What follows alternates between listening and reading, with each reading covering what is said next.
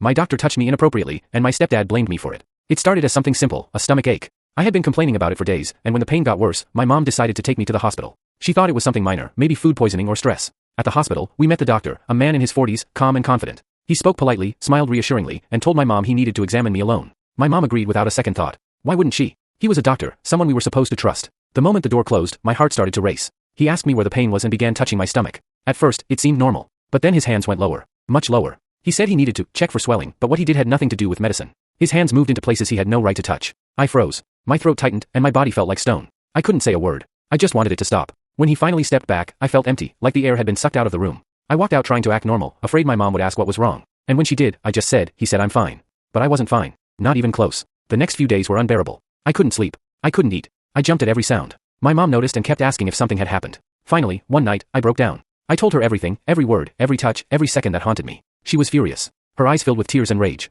She hugged me and said, "We're going to the police. He can't get away with this." For the first time since that horrible day, I felt safe. I thought she'd protect me. But then my stepdad walked in. When my mom told him what happened, his expression didn't change. He just sighed and said, "Let's not blow this out of proportion."